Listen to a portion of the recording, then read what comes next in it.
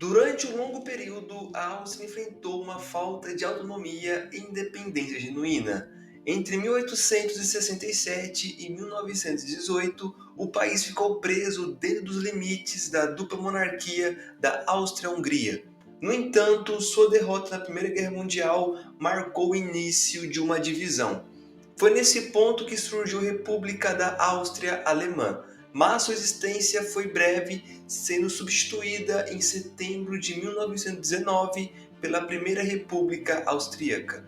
Este novo estado durou um pouco menos de 2 décadas, antes da sua autonomia enfrentar outro desafio da invasão alemã do solo austríaco em 12 de março de 1938. Para entender por que os austríacos permitiam a anexação da invasão alemã, é necessário examinar mais profundamente a história, especialmente no século XIX.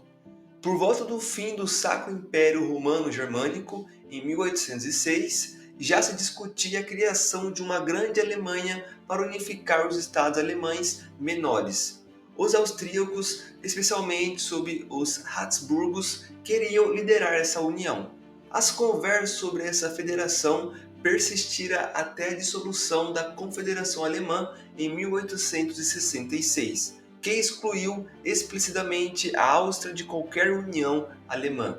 A dupla monarquia austro-húngara emergiu no ano seguinte através do Compromisso Austro-Húngaro de 1867.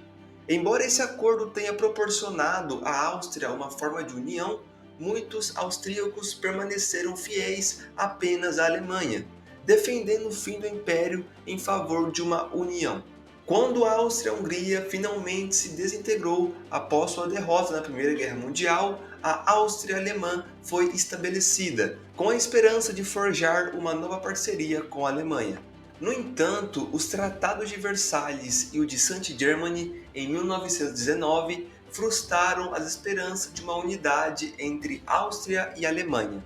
Apesar de indicações de um possível estabelecimento de um Estado austríaco independente, especialmente com a formação da Primeira República Austríaca, uma maioria significativa dentro do próprio país permaneceu determinada a apoiar qualquer forma de unificação com a Alemanha. Com o surgimento do Partido Nacional Socialista dos Trabalhadores Alemães, na República de Weimar, na Alemanha, no início dos anos 1930, o impulso pela unidade tornou-se ainda mais complexo. À medida que o tempo passava, mais austríacos não apenas apoiavam a ideia de uma Áustria alemã, mas também começavam a adotar a ideologia do Partido Alemão recentemente fortalecido. Esse apoio crescente culminou em um evento dramático. Um grupo simpático ao Partido dos Trabalhadores Alemães realizou um golpe em 1934. O golpe foi planejado em solo austríaco e supostamente ajudado pelo chanceler alemão e seus colaboradores. Infelizmente, o grupo conseguiu assassinar com sucesso o chanceler austríaco, Engelbert Dollfuss, esperando que o exército austríaco se juntasse a eles. No entanto, os líderes militares se opuseram e o governo permaneceu no controle, frustrando a tentativa de golpe. Em 21 de maio do ano seguinte, o chanceler alemão falou ao hashtag negando qualquer intenção de interferir nos assuntos internos da Áustria ou de buscar anexação ou união com ela. No entanto, evidências históricas sugerem o contrário. Já em 1920, o Partido dos Trabalhadores, liderado pelo chanceler, delineou seu programa, pedindo explicitamente a união de todos os alemães em uma grande Alemanha com base no princípio da autodeterminação.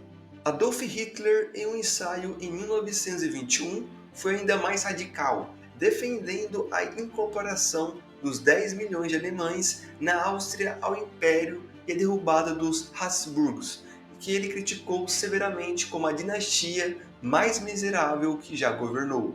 A revelação das origens austríacas do chanceler adicionou complexidade à situação. Ele nutria ambições de unir sua terra natal com aquela que agora governava, impulsionando por laços étnicos e linguísticos compartilhados. No entanto, o caminho à frente não era simples. A Primeira República Austríaca enfrentou forte resistência de um partido cristão social anti-anexação, empurrando-a para um governo mais centralizado e austrofascista. Essa mudança se inspirou mais na Itália do que na Alemanha, especialmente após a Revolta de Fevereiro de 1934. A Itália também parecia defender a manutenção da soberania austríaca, evitando alianças com a Alemanha, possivelmente para proteger alguns de seus territórios que antes estavam sob domínio austríaco. No entanto, o apoio ao Partido Alemão dentro da Áustria estava em ascensão. O uso de propaganda e slogan como documento ouvido, um povo, um império, um líder, alimentou esse movimento crescente. De acordo com o jornal americano John Gunther, já em 1932, cerca de 80% da população austríaca favorecia a união com a Alemanha. No entanto, ao longo dos anos seguintes, o apoio oscilou em resposta a eventos como o golpe tentado e a violência de grupos pró-anexação com o objetivo de derrubar o governo. Em 1933, Gunther observou uma mudança, estimando que cerca de 60% da população agora era contra a União. No entanto, essa posição não era definitiva. Após o assassinato da tentativa de golpe, Kurt assumiu o chancelerato da Áustria.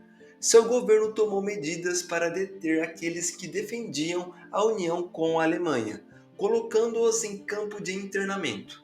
Kurt tentou fortalecer o nacionalismo austríaco, retratando a Áustria como o Estado alemão superior. Esses esforços para reprimir os apelos pela união levaram o chanceler alemão a se dirigir ao Reichstag, apesar do seu objetivo de longa data de unir as nações. Posteriormente, uma reunião entre funcionários alemães e austríacos em 1936 resultou em um acordo. Os prisioneiros do campo de internamento seriam liberados e a Alemanha respeitaria a soberania austríaca.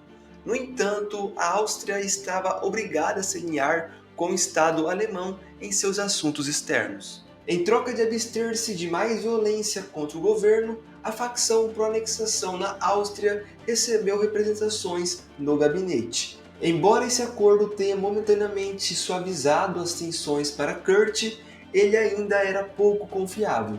Adolf Hitler permanecia firme em seu sonho de um império unificado, e o ímpeto pela unificação persistia. No final do verão de 1937, as autoridades alemãs concluíram que adquirir a Áustria pela força provavelmente seria necessário. Eles viam a economia da Áustria como crucial para fortalecer a própria economia alemã, especialmente para ganhar vantagem na corrida armamentista contra a França e a Grã-Bretanha. Nesse ponto, o chanceler Kurt percebeu que a pressão pela União estava alcançando um nível insustentável, levando-a a concordar e encontrar com seu colega alemão. Os dois líderes se reuniram em uma cidade da Alemanha em 12 de fevereiro de 1938 para discutir o futuro de suas nações. Em uma manobra surpreendente, o chanceler alemão propôs algo: reafirmar a autonomia austríaca em troca de colocar ativista pró-União em cargos-chave. Especificamente, ele insistiu em nomear Arthur como ministro da Segurança Pública, dando-lhe total controle sobre todos os assuntos policiais. Sentindo o peso das opções limitadas para preservar a independência austríaca, Kurt acabou concordando com os termos alemães. Apenas 8 dias depois, a Alemanha começou a mostrar sua verdadeira intenção. Em 20 de fevereiro, o chanceler alemão fez um discurso, transmitido ao vivo pela rádio austríaca.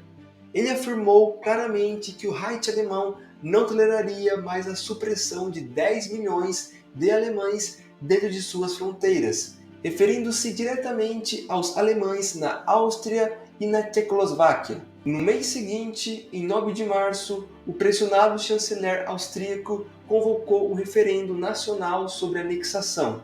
No entanto, antes que o referendo pudesse acontecer, ele renunciou apenas 2 dias depois, em 11 de março, chegando no seu limite. Em seu discurso de renúncia, ele pediu ao povo austríaco que não resistisse à iminente anexação. No dia seguinte, acompanhado por tropas e tanques, Hitler atravessou o território austríaco sem encontrar resistência, mas sim um entusiasmo avassalador da população austríaca. Em 13 de março, a União oficialmente declarada, marcando o fim da Áustria como uma nação independente. Após uma luta prolongada e às vezes violenta pela União, a Áustria tornou-se um Estado federal da Alemanha e a unificação foi alcançada. O motivo por trás da aceitação da anexação alemã pela Áustria parece ser multifacetado e ao mesmo tempo integrante. Parece estranho que qualquer nação estivesse tão desesperada para manter sua falta de independência, como geralmente acontecia com a Áustria.